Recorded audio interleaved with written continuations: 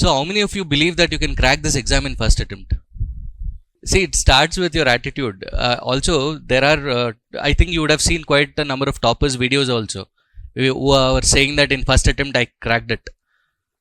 But you should also know the reality of it. How many years do you need to spend for this exam? Yeah? How many years?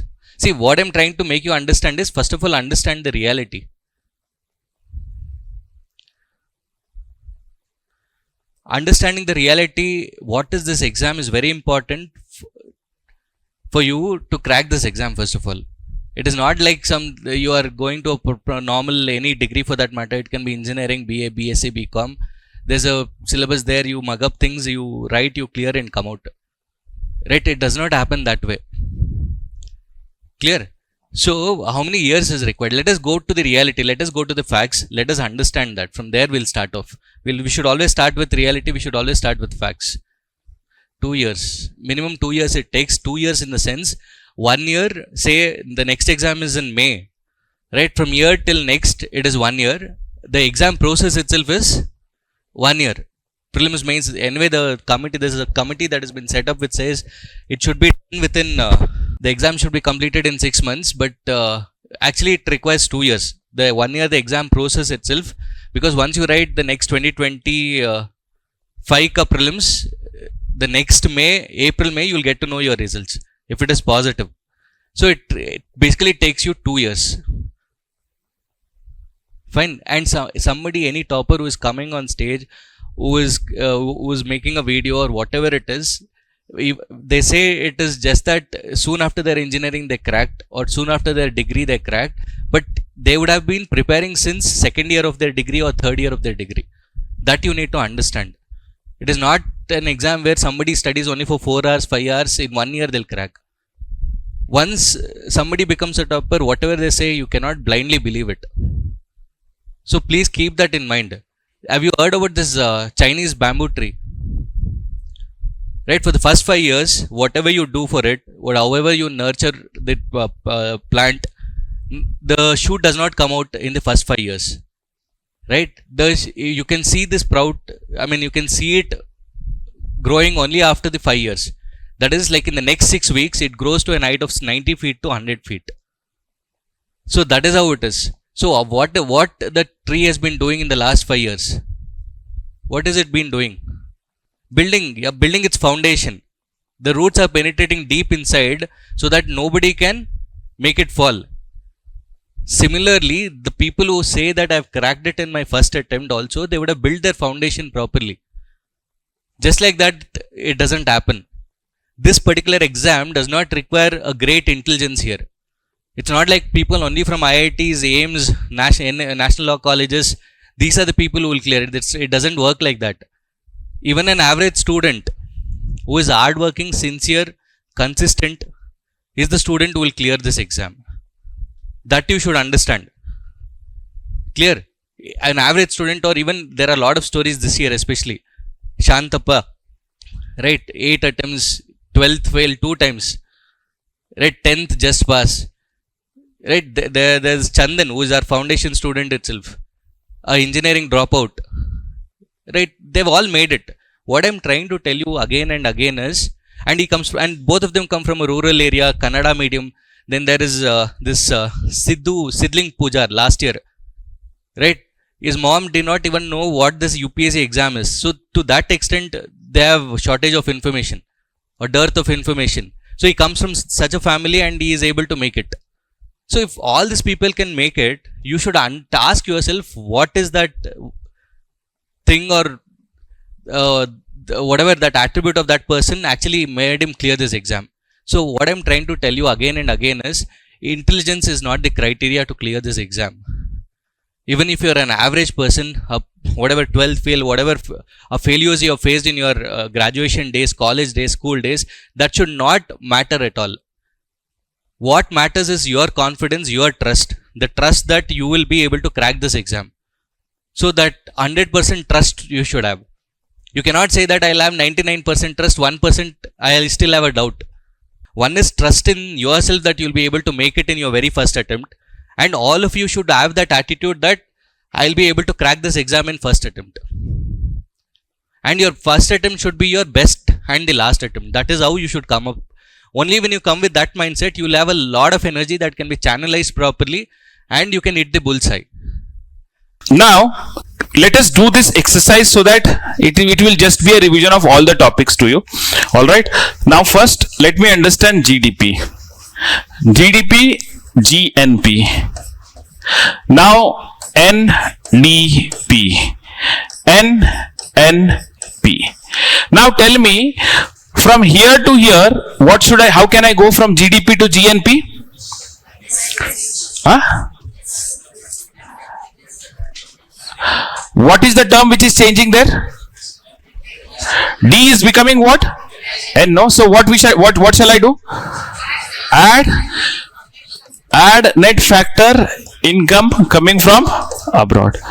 Now from GNP to NDP, how can I go there? What are the terms which are changing? What are the terms changing? First, you have to go from G to N, no? What will you do? From gross to net, you have to go. What will you do? You will subtract depreciation. So, this one is changed. Now, national is becoming domestic, no? What will you do? You will add or you will subtract? Subtract net factor income coming from abroad. Getting my point? Because from gross to net, if you are coming, from domestic to national, you have to add net factor income coming from abroad. On the contrary, from national to domestic, you will subtract. Yes or no? Now, tell me from here to here, how will you calculate GNP to NNP? Huh? What is the term which is changing? Gross. There is only one term which is varying, no? Gross is becoming net. Rest is same, no? National product here also, national product here also. So from gross to net, what you will do? You will subtract depreciation. Now tell me from NDP to GDP, how will you go? You will add depreciation. From NDP to NNP, what will you do? You will add net factor income coming from abroad. From NNP to GDP, what are the terms changing? N is becoming G. What will you do? You will add depreciation or subtract? Subtract, add depreciation. Then from N is becoming D. Then what you have to do? You have to subtract net factor income coming from abroad. Understanding my point? Yes or no? Any doubts? Okay. So between Vindhya and Satpura, which river is flowing? Narmada. It is flowing. So this is basically Graben. If these are two block mountain, ठीक है, तो बीच में valley is known as Graben, ना? So it is kind of this rift valley. It is kind of rift valley. So it is like this is Vindhya, this is Satpura, and there is this valley in between. Are you understanding? And this valley is very linear, very straight, and this valley is also quite deep. So when any river is flowing, so the river, first of all, when it is straight, speed will be faster. When the river is meandering, then the speed slows down, no? When the river path is straight, it is fast. So the rate of erosion will be higher. Are you understanding this? It will not be able to deposit because of the faster speed. So erosion is more than the deposition. Are you understanding this? Okay. So that is the situation with the Narmada river, that Narmada river flows in the west of India. Okay, the Narmada river flows in the west of the India. Okay, majority of the rivers, major rivers like Mahanadi, Godavari, Krishna, Kaveri flows in the east of India. So why it flows in the west of India? Because of the rift valley between Vindhya and Satpura. Are you understanding this? And that rift valley is more linear, more deeper. Okay, so that is convenient for the river to flow in that way.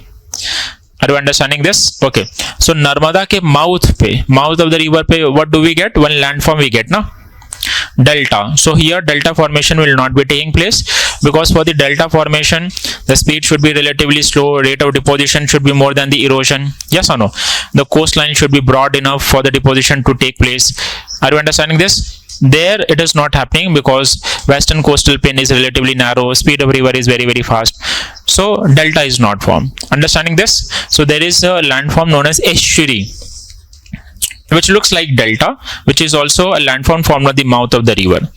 Are you understanding this? Okay, estuary is formed. Same is the case with the Tape river. Okay. It is because see, the fold mountains, it is not a fold mountain, it is a block mountain. So there are several rift valleys, there are several gaps in between them. Fault is basically the cracks that have happened over a period of time. Are you understanding this? Okay. In fact, the crack also happens in the folding when because the lithosphere is brittle in nature. So even if the folding is there, so somewhere cracking will also take place. Okay, so those cracks are known as the fault, and here they are not formed by this convergence. Okay, they are anyways formed by the faults. So it is very natural that there will be several fault lines, there will be several gaps between those fault lines. Okay. So e-governance, what is e-governance? E-governance means electronic governance. All the governance now is shifting toward electronic. Okay, so basically the governance which was initially done in the traditional period, if it is done from the information and technology mode, like cloud systems are being used and etc., emails are being used and etc., you are using hard disks and etc., all the data and etc. is being stored, like data localization schemes and etc., which RBI is bringing, that all data of Indians will remain in India. All the payment which you are doing currently and etc., all things are turning digital now. Okay, you have yourself have a digital identity also now. Correct? If this all companies like Google, Facebook and etc. collaborate, correct, and try to make a digital identity, they will exactly know what you are doing at a proper period of time. What is your name, what is your address, what are you eating from Swiggy, Zomato and etc. etc. Correct?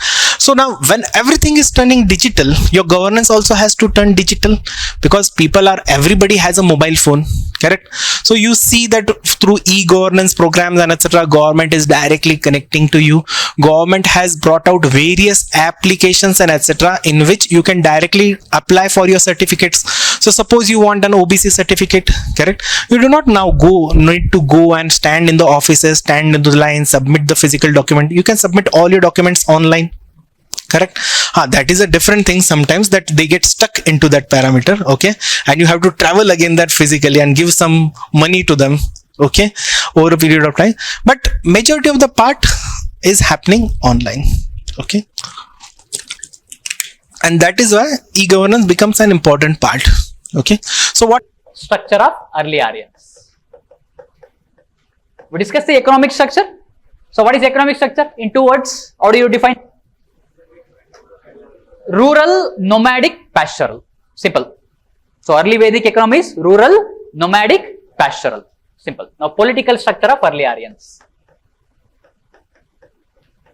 Political structure of early Aryans. That is Rigvedic Aryans, early Aryans are 1500 to 1000 BC. Okay. Now these Aryans, they moved together from one place to another place. The entire population, we can say kind of a tribe. Kind of a tribe, we can say. Aryan tribe. Non-Aryan tribe as well as Aryan tribes, they say. And all these tribes were ruled by a person called as Rajan. All these tribes were ruled by a person called as Rajan. Okay, Rajan. It means a tribal chief. Tribal chief. Tribal chief. Okay. Means we'll take it this entire class as one tribe. There's one chief of all this tribe, and the tribe is called as, or the chief is called as what? Rajan. Don't take Rajan in literal sense. What am I literal sense? Raja, king. Don't take like that one. He's just a tribal chief. Okay. And he ruled over the place, or he ruled over the people? Think. He ruled over the place, or he ruled over the people? Why people? Because there is no concept of private property. They were not settlers. They used to move from one place to another place. And that is the reason he ruled over tribal, or we can say he ruled over Jana. The tribe is called as Jana. Okay. Raja or Rajan ruled over Jana. Jana means all the tribes. In brackets also you can write, in not over land. Not over land, but over people. over people. That is a tribal people. Not over land, but over people. Okay. Now, he is primarily, this Rajan, he was a military leader. He was a military leader. He was primarily a military leader. What is a military leader? What is a military leader? Head of the tribe, okay, fine. In what sense I am using the term military leader? Protection of tribe from non-Aryans who tried to steal what? Cows. So this is a military leader who protected the tribe. Okay, it's a military leader who protected tribe. Okay. Who protected tribe and protected cattle. Protected tribes, protected tribal cattle. Okay. Understood? Okay. And its other duty is also to increase the wealth of the tribe. Other duty is increase wealth of tribe. To increase the wealth of the tribe. To protect the wealth, to increase the wealth. So what do you mean by wealth here in Rigvedic economy? Cattle. How do you increase the wealth? How? By conducting wars. By invading other tribe. Raja, you have to keep on increasing the wealth of which tribe? The tribe he is ruling over. By occupying other tribes. By occupying the cattle of other tribes. Babruwana movie nodidira? ಏನಾಗುತ್ತೆ ಅದರಲ್ಲಿ?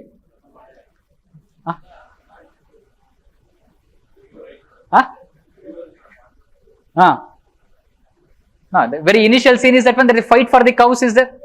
So that is what Vedic economy is all about. That is fighting for cows. How to increase the wealth? By occupying cows. Okay. What is the major duty of Raja right now? What is the major duty? To increase the wealth of the tribe. To increase the wealth of tribe. Okay. To increase the wealth of the tribe. Okay. That is the reason another term is also used. Gopati Janasya. For Rajan is also called as Gopati Janasya. So Gopati again, what term we are using? Cow. Gopati Janasya.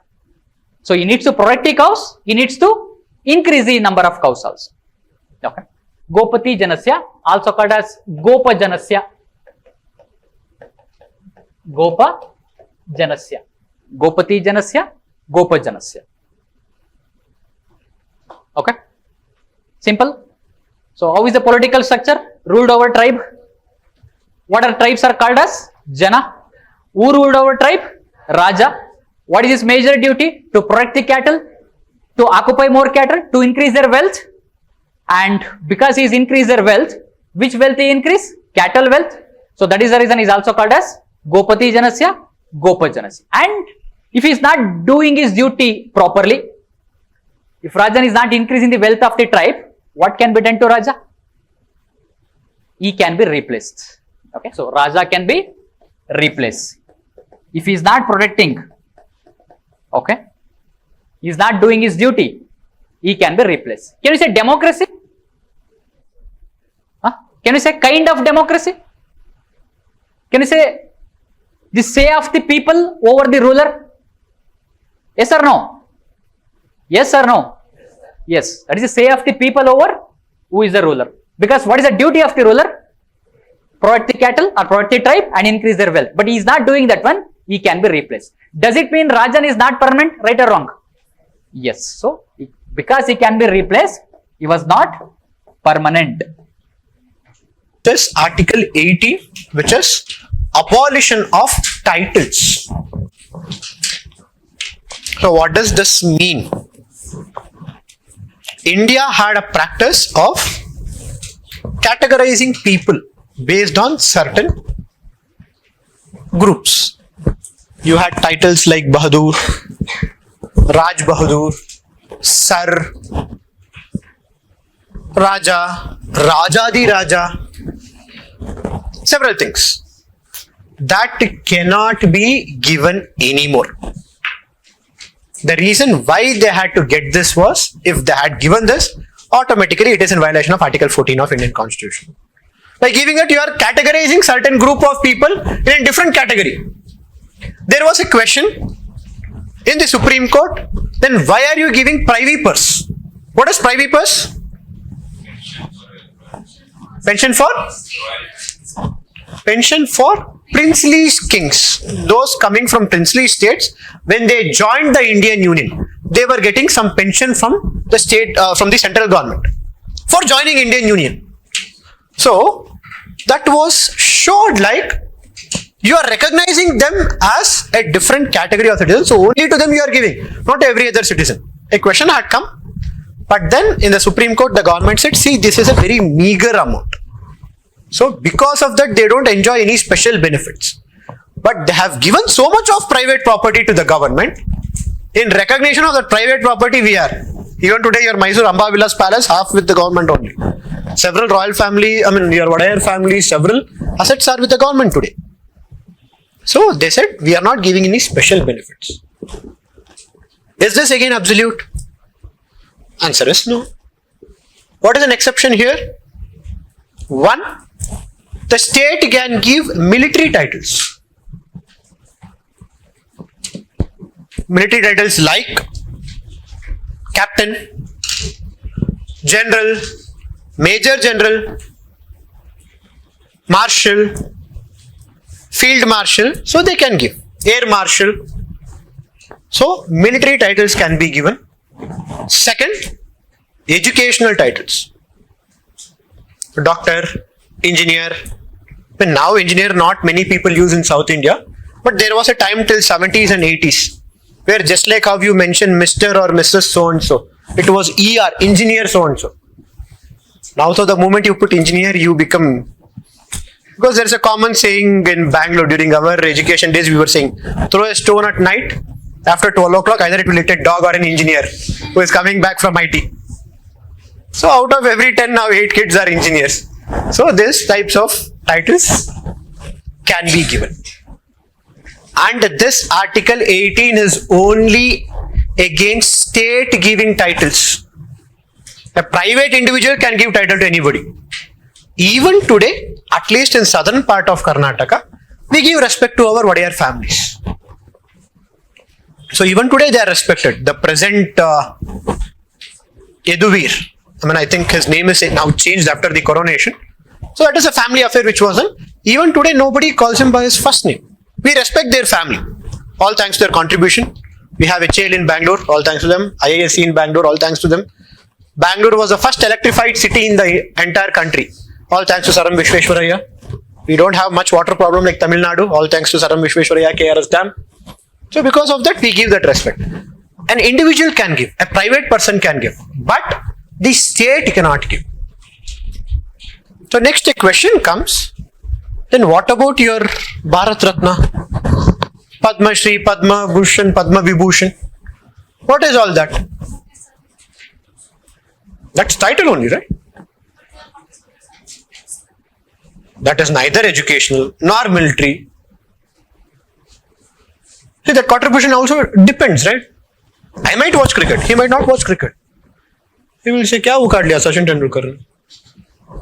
They can ask, what contribution? He played, he got money, he became famous. What did country get from it? What did country get recognition? There was a tennis star from Russia. When asked, do you like Sachin Tendulkar? She asked, who is Sachin Tendulkar? If India launches PSLV rocket, they will know. Not every cricket player, not every country is a cricket playing nation. Hardly you have 12 or 30. So what about that?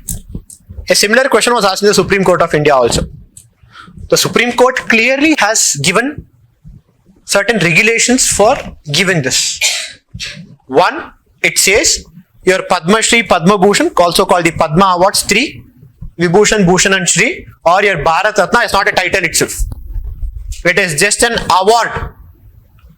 Second, a person getting it cannot use it as a prefix or a suffix next to his name. So you will not say Bharat Ratna Sachin Tendulkar, Bharat Ratna Atal Bihari Vajpayee. You cannot use it. the Supreme Court has banned it. You just give an award, give them a medal, give them some money, leave it then and there. So only recognition a Bharat Ratna awardee gets is in the order of precedence. He sits in a higher position than an MP or an MLA. Now see here, what is the relationship between K and N?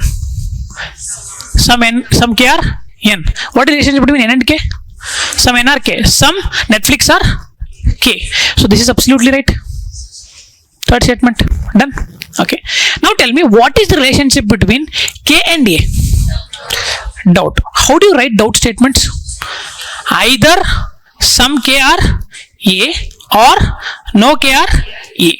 This is the doubt statement, right? Super. Now coming to the first conclusion. Some K are A. Okay. Some K are A. Is it right? Doubt. We don't know. It is a doubt statement. So I'll keep it as doubt. Okay. Second statement. No K are A. Is it right? Again, doubt. Are understanding? So doubt, I don't know exactly. Okay, it's doubt. Now coming to the option. All 1, 2, 3 are correct. That means this is also right, this is also right, this is also right. Is it possible? No. First option is absolutely wrong. Option B, Baran. Now, 3 is right, absolutely right. There is no doubt. 3 is right. Yes, 3 is right. Either one, that is either some K are A or no K are A. Is it right? Either some no. That means what I am doing here, it is nothing but what? Doubt. Instead of doubt, they have given this full statement. You understand? Doubt. So now tell me, what is the relationship between K and A? Doubt. What is mentioned here, either 1 or 2? Doubt. So is it right or wrong? Absolutely right. Either 1 or 2. Matlab kya hai? Either some K are A or no K are A. What does it mean? What is the meaning? Doubt. How do you basically write doubt? With some or no statement. Did you understand? Did you understand? So which option is right now? B is absolutely right. Right? Another example you see, you will get confident now. This. All around in our, if you take an ocean or any lake or any water body which is there, I already told you there are 2 zones, which is photic and aphotic. Okay. Photic zone, I told you, is from the surface to 200 meter. From 200 meter to even, it can go up to the depths of even 10,000 meters. You have aphotic zones. That means no light reaches over there. Now understand, based on this also, what is going to happen? The type of species that you see at each level is also going to change. Right? Because not all of the species can survive without light or anything. Yeah. So what happens? Some can survive, so some they will be in the deeper parts, but some others cannot, so they will be at the topper parts. So based on different categorizations, most of the organisms which are there in a water body can be divided into 4 categories. Neuston, plankton, nekton, and benthon. Neuston, plankton, nekton, benthon. We'll go into each of this. Now we will go to Iran and the present conflict wherever Iran is seen with. See, for prelims on Iran, you would get a question associated with White Revolution. White Revolution is associated with which among the following country? Because once it was asked in the exam, so I'm taking that into consideration. So, Iran Revolution, once upon a time, done by its monarch, is called as the White Revolution. Okay. So, before this, let's try to understand what sort of a country Iran is and how Iran is posed in the geopolitical interest. Okay. So, Iran is a country which had a transgression from monarchy to that of totalitarian. Now, in this totalitarian, it was a state of theocracy. So, what is monarchy? How many types of monarchy do we have? What types of monarchy do we have? There are 2 types, yes, as you all know. One is called as constitutional and the other one is called as absolute. So what is the difference between constitutional and absolute? In case of constitutional, you can see democracy, existence, while you don't see that existence in case of absolute. Like for example, in case of constitutional monarchy, Britain, you'll see democratic ideals being seen in case of the Britain. While in absolute monarchies, like that of Saudi Arabia, or it was in the case of Iran before the present theocratic state, you don't see it at all. Okay? In absolute monarchy, it means that it is a dictatorship, right? Where the monarch will not give any importance to that of its subjects at all. Even if it is given, it will be his interest into consideration. There is no question of democracy, right? And one more thing, they have this constitutional monarchy has a connotation with that of republic. Those countries which has a constitutional monarchy, they are not regarded as republic. What is republic? The head of the state is always elected. Though we say that China is republic, you should see that the head of the state is elected there. Okay? The head of the state, how is he elected? Not amongst its people, but amongst the group of people from the Communist Party, because they have only one single party there. That's the reason behind it. So those countries which has a constitutional monarchy, it means that they are not republic.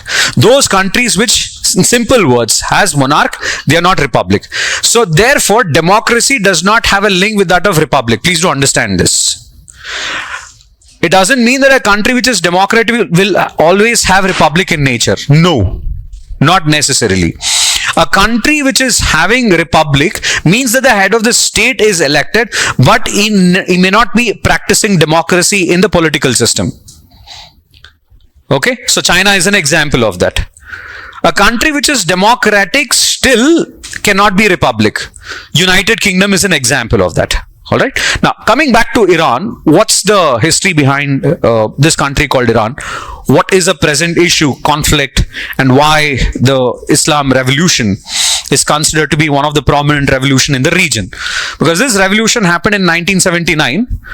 In 2019, they celebrated 40 years to this Islam revolution, also called as Iran revolution.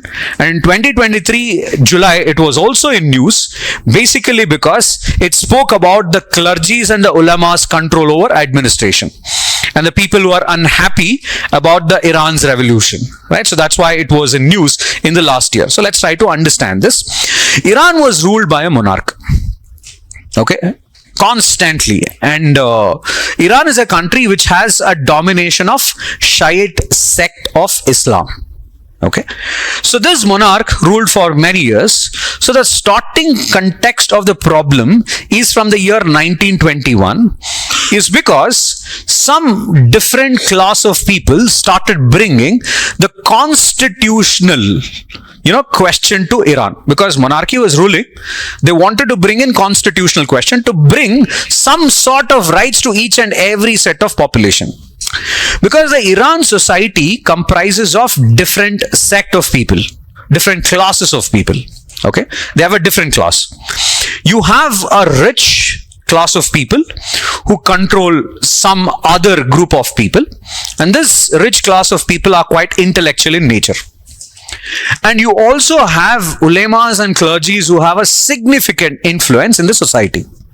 So there are intellectuals, you also have some kind of landlords, the merchants who also have an influence in the society. So there are different class of population. So this constitutional question in 1921 was to make sure that the monarch takes all classes into consideration and provides some kind of benefit to them. Okay, so this is when there were a lot of internal disturbance in the administration. Okay,